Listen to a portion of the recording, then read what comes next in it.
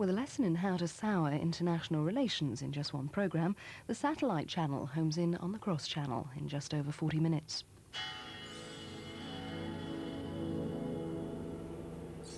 A place in the final is in sight now on 2 for the young musicians in the Woodwind section.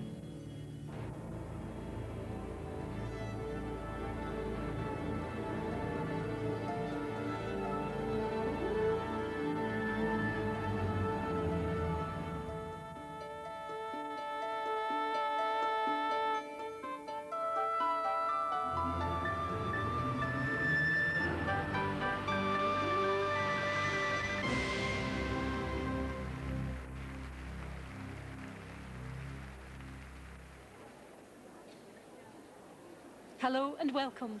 We're here in the concert hall of the Royal Northern College of Music, where this year's Woodwind semi-final of Young Musician of the Year is about to start. Young Musician of the Year is presented by the BBC in association with Lloyds Bank. Well, the audience is coming in and the seats are unreserved, so I better go and find one before they all go.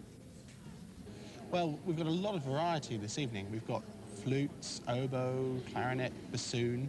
There are in fact 11 semi-finalists tonight who were chosen from 188 auditionees, the most in any class.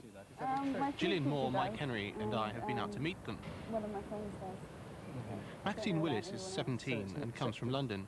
She plays the flute. I think so. A new oboe called Rugita, which I've just been... Dominic Kelly is an oboist. He's 17 and comes from Surrey. Rebecca Wood, who plays oboe with the National Youth Orchestra, is 16 and comes from Hertfordshire. Jenny Everett is 18 and comes from Leicestershire. She's now studying in Manchester and she plays the flute.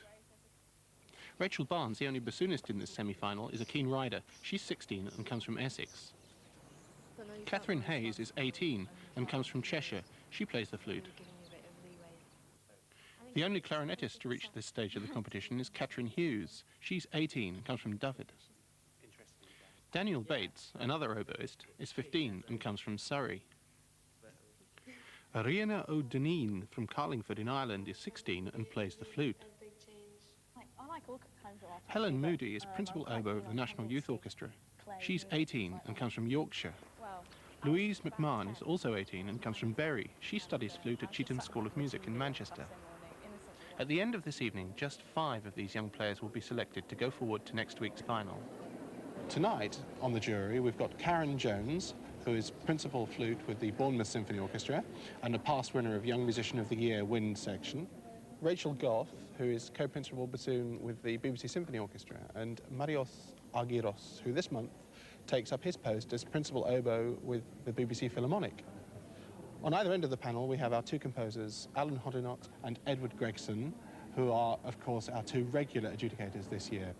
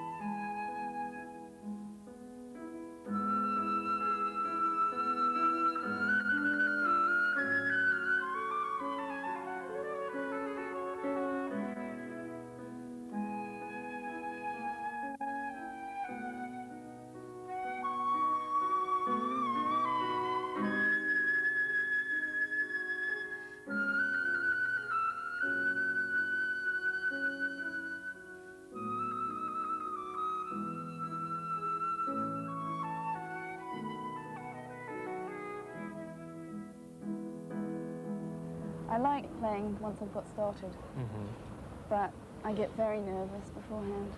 Really? Yeah, very nervous indeed. So do you see your future career as a solo player or an orchestral player? Definitely not a solo player. I haven't really been thinking about going into music at all. I've applied to do English at university.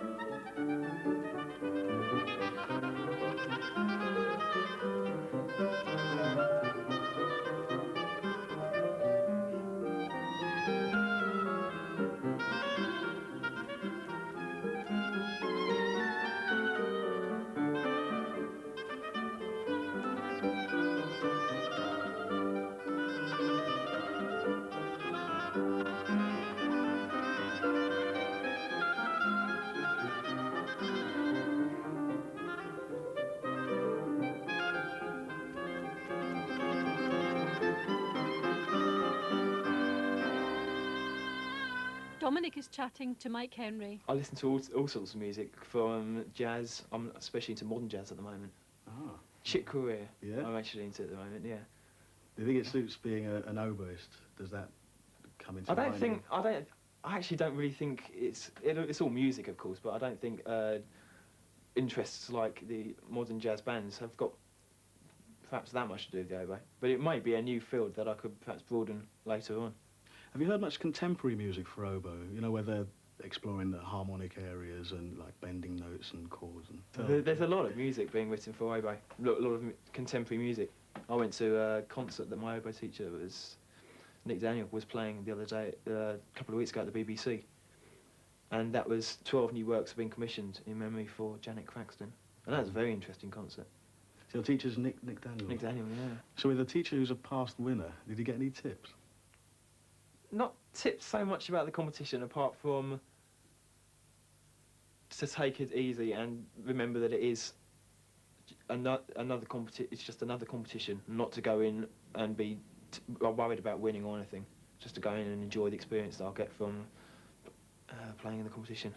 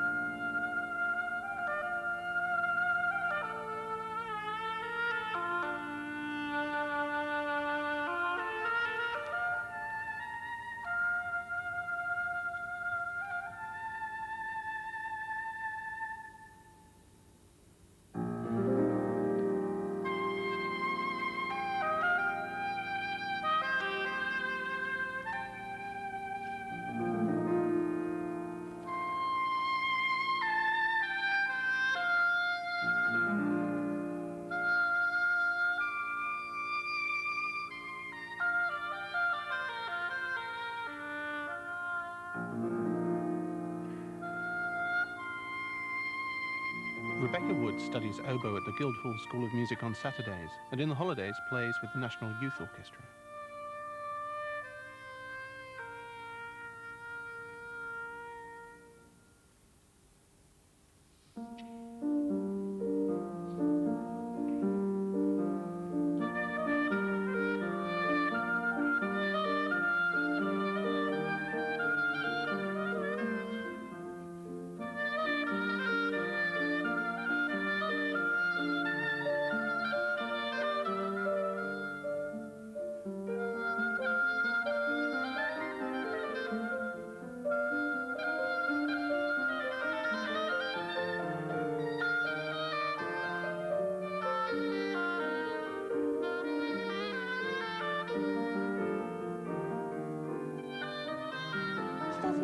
I was 7, and my mum suggested I play the oboe, but I desperately wanted to play the flute at the time. But we had this babysitter who played the oboe, and she brought her oboe round one night, and she let me try just top joint on it. So, and it just really started from there, and I really liked it. But, Do you have enough pressure in your mouth at that age to actually blow the thing? but it was hard, and I found the instrument really heavy to hold as well, and the spaces between the fingers were quite large. But stuck to it. So what are you doing at the moment at school? What's I'm in the first year 6, so I'm doing my A-levels, just started. I'm doing double music, which is theoretical and practical. So when you've done your A's, what do you see yourself doing after that? I'd like to go to music college, either the Guildhall, maybe, or the Academy. Do a 4-year course there. And then? I don't really know. You want to go into the profession? Yeah, definitely.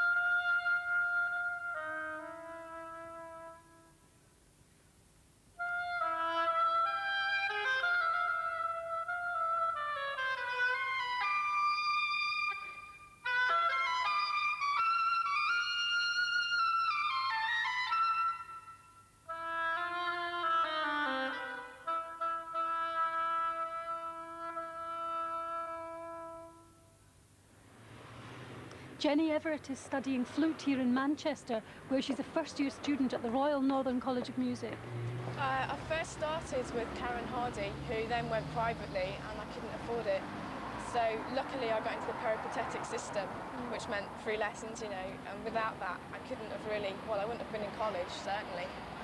I think that goes for a lot of people. It's rather worrying when you think that, you know, it's being cut.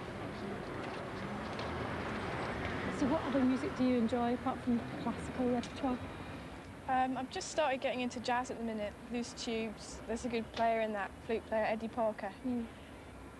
So you like jazz. Does that mean that you improvise yourself?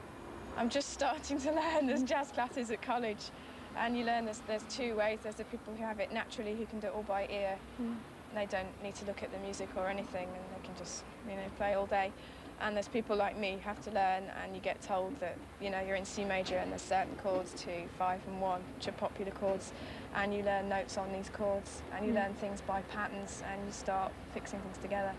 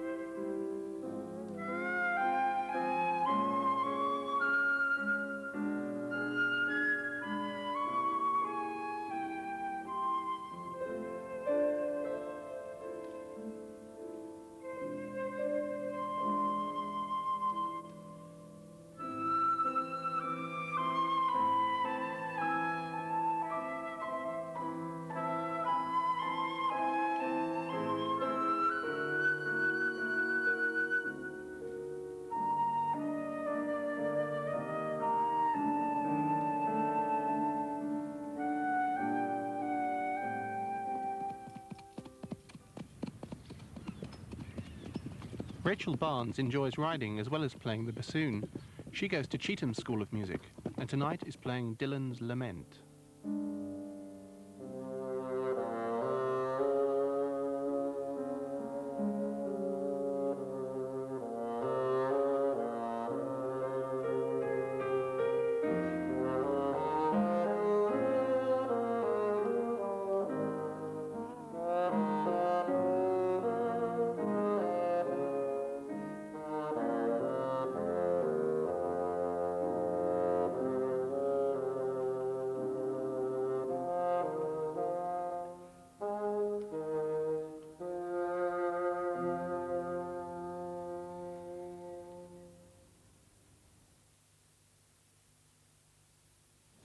Well, I started learning the bassoon when I was 10, and that was because when I was 9 years old, my mother bought me a Peter and the Wolf coffee off record. And well, I used to listen to all the instruments portraying the different characters. And when it came to the grandfather, I liked sort of deep and sort of humorous sound. And I asked my mother what it was, and she said it's a bassoon.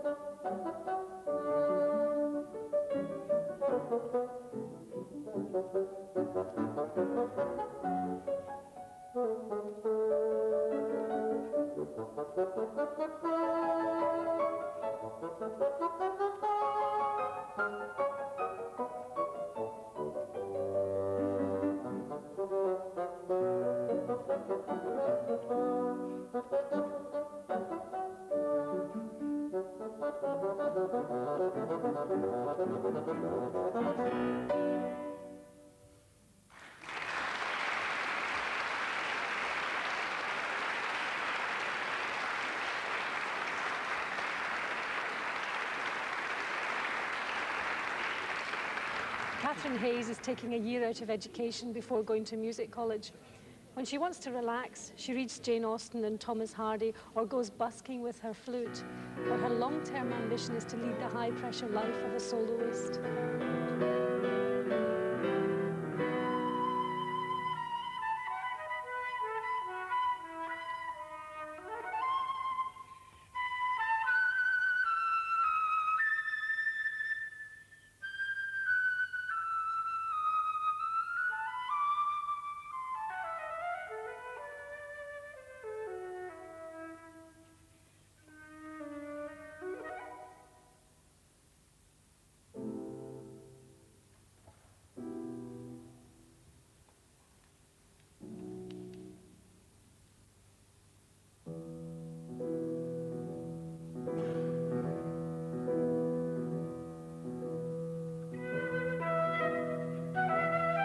I went to Cheatham's for sixth form.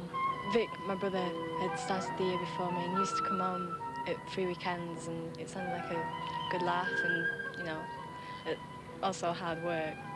But I wanted to go, just each time he kept coming back, I wanted to go.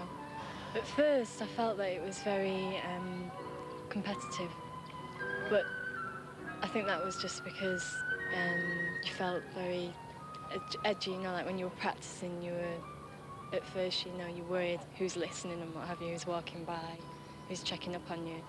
But then, I don't know, you just feel more comfortable as the weeks go by. Sixth formers were left a lot on their own. They had to, you know, make up their own practice schedule time and fit it in around whatever they were doing. And I don't know, you felt more responsible and you felt as if you were, you know, they were giving you a bit of leeway to do what you want. And I think that's what I like about it. I'd like to be a soloist, but there's that many flautists around these days. It's very hard to come by. Although Catherine Hughes entered this competition on the clarinet, that's only one of the many instruments she plays.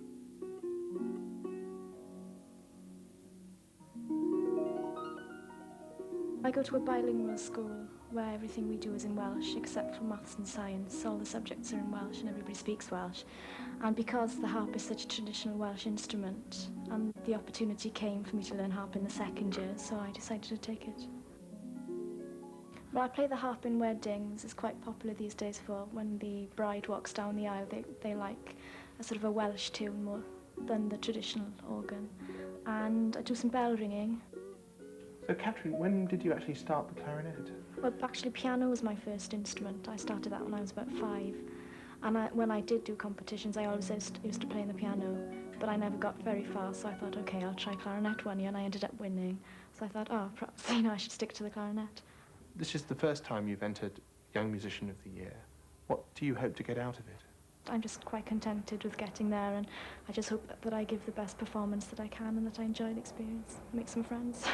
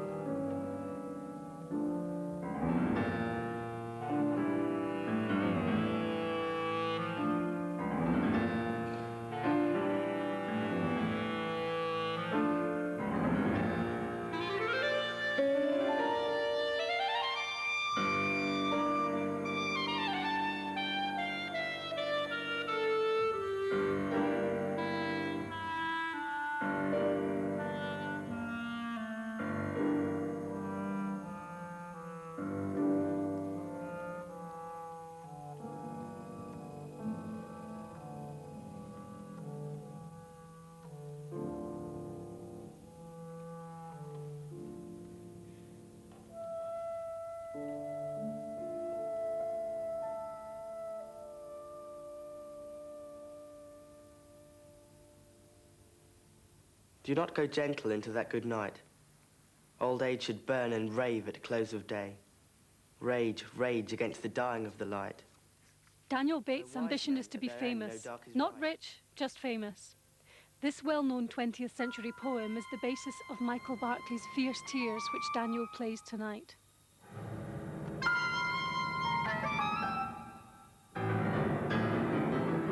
Grave men, near death, who see with blinding sight, blind eyes could blaze like meteors and be gay. Rage, rage against the dying of the light. And you, my father, there on the sad height. Curse, bless me now with your fierce tears, I pray. Do not go gentle into that good night. Rage, rage against the dying of the light. That's an incredibly black poem, isn't it? Yeah, it was written by Dylan Thomas about his father who was dying of cancer, although he didn't know it at the time. And it's the poem that inspired Michael Barclay to write this piece, Fierce Tears. Do you write your own poetry? I write a bit, but it tends to only be when I'm bored in lessons at school and stuff. Yeah. Actually, my friend promised to, I'll give them to my friend, and she's promised to make them into a book one day. So you've got a lot of interests, it seems to me, outside music. Tell me about some of those. I like the theatre quite a lot. I do drama at school, and I enjoy that. I mean, I'm not an amazingly good actor or anything, but I enjoy going to plays and being involved in them in some way. And I like cycling sometimes, although you wouldn't think from my completely unfit state as I am. And I like just being happy, really, with my friends and stuff. So what's your ambition as a musician? I don't know, I'm toying with the idea that I quite like to be a conductor. I know it sounds a bit casual and stuff like that, because, I mean, it takes such a lot of work, but, I mean, I like being in control of situations and things like that. And I also like composing. And, I mean, I like playing in orchestras and playing solo, so, I mean, I've got quite a wide sphere if I want to do anything in particular.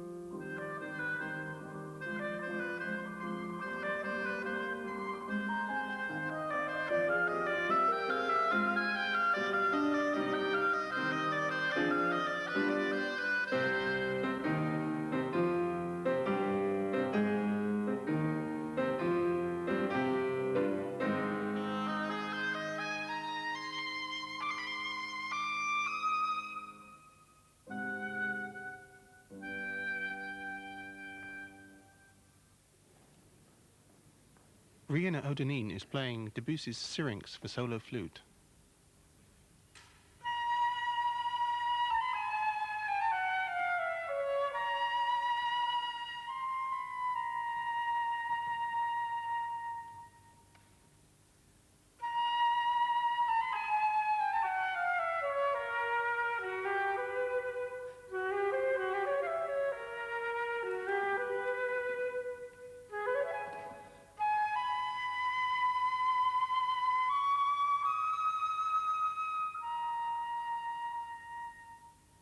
Well, I chose the flute because I always loved, from when I was very young, I always loved the sound of the flute.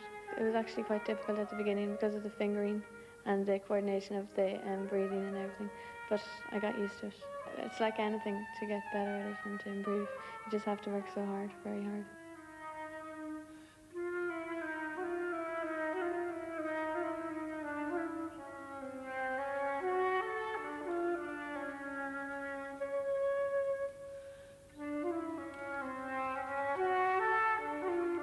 There are 6 children in my family and they all play musical instruments. We started playing together about 5 years ago. We started playing Irish traditional music mainly, and then we moved on to classical music. I play a lot of Irish music myself as well. I love it. very much both traditional Irish music as well as slow airs and laments.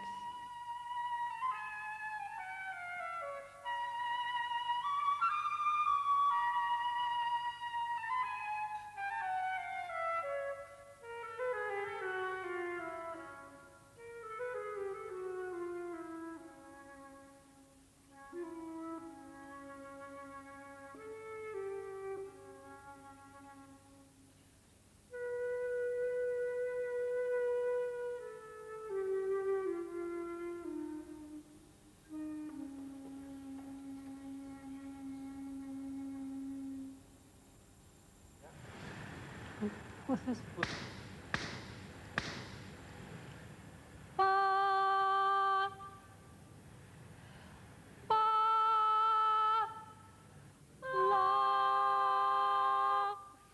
Helen Moody is particularly interested in 20th century art. She's playing John Exton's 3 pieces.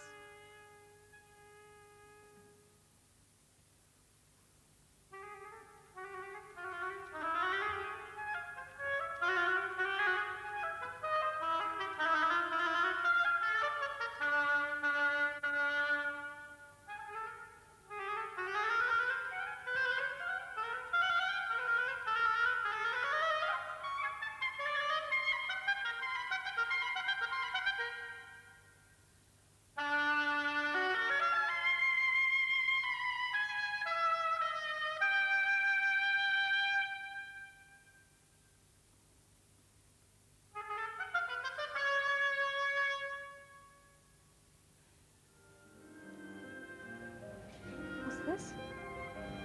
So fantastic. So we're in this exhibition at the Whitworth Gallery, which is young artists. Do you think that young musicians have a disadvantage because these people have been able to create something from scratch? And in music you're very often or usually restricted to just reproducing what somebody else has done. Well, I think actually, I mean, if you listen to lots of interpretations of music, you can see that there are so many different ways of actually playing what's been written down on a piece of paper, that it stretches far more than just reading the notes. So in that way, I think you are very creative in just playing music anyway. And also there's plenty of opportunity for being completely creative, improvisation, jazz groups and things like that. I mean, I don't do much of that, but I know it's a field I could go into perhaps later on. So you're a fan of 20th century art? Yes, I like all kinds of art actually, but I'm quite keen on Kandinsky, clay, Miro, things like that. Do you paint yourself then? Are you actively involved? Actually incredibly unartistic. I'm really hopeless with a paintbrush, so I think that's perhaps why I appreciate, I like this kind of art so much. It's just expressive and it's not trying to be lifelike.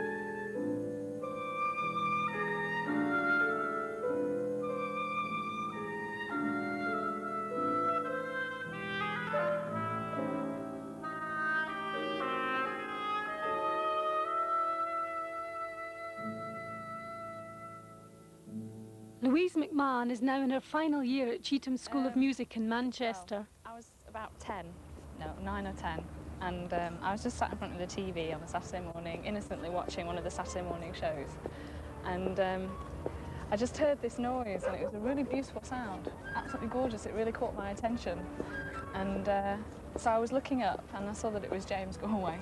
I know it's very cliche, but it was just fantastic. It produced this beautiful sound. It was absolutely gorgeous. And I said to my dad, he was only 10, Daddy, I want a flute now. And so that day he ran out and he bought me one.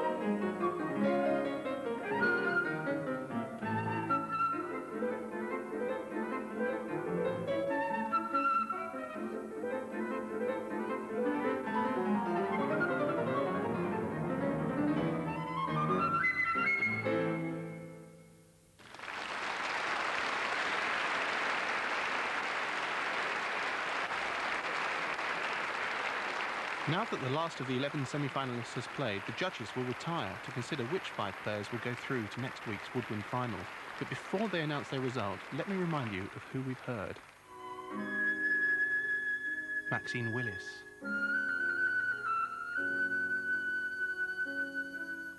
Dominic Kelly.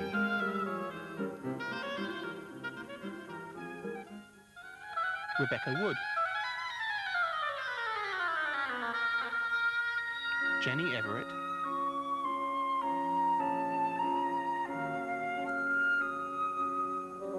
Rachel Barnes.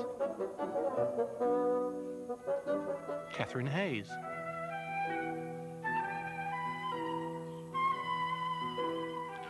Catherine Hughes.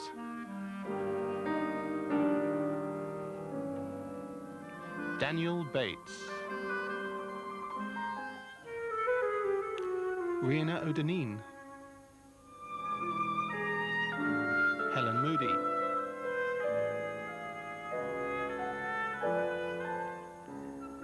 And Louise McMahon.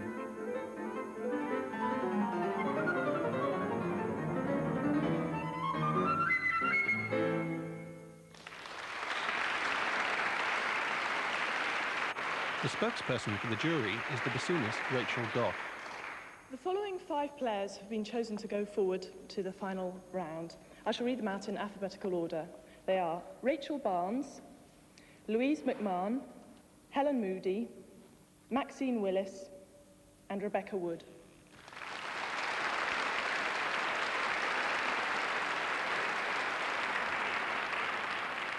Now, I'm sure you'd all like to applaud the other 6 contestants who've also provided us with great entertainment.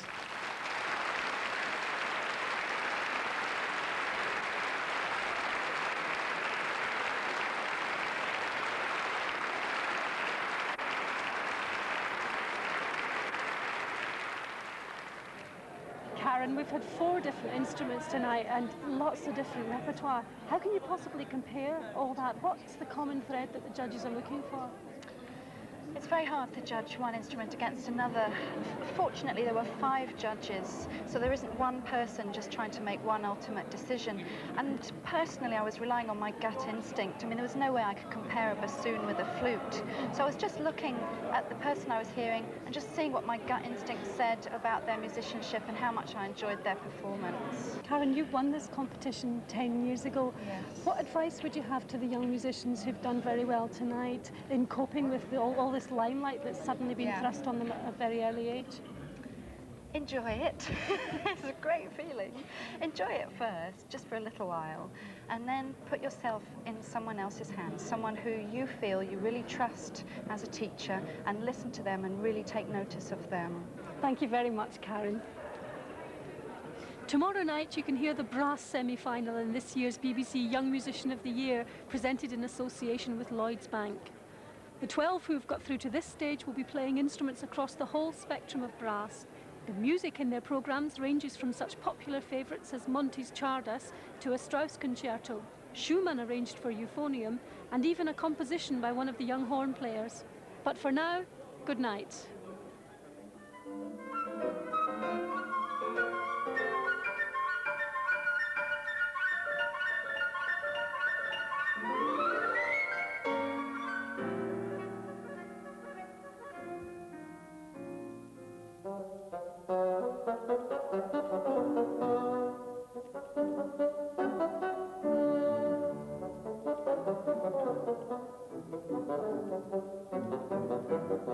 Thank you.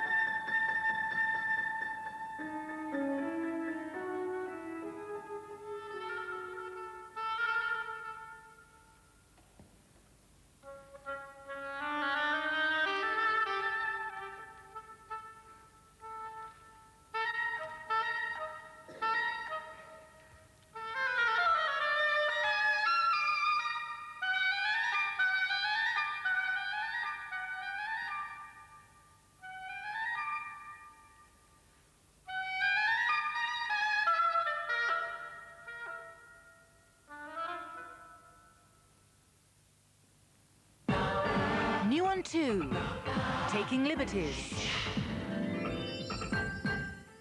David Jessel exposes more cases of people whose lives have been shattered by institutional injustice.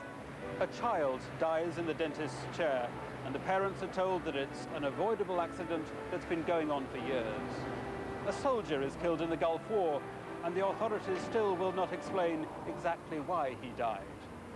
An innocent man hangs himself in prison, although he's known to be a suicide risk.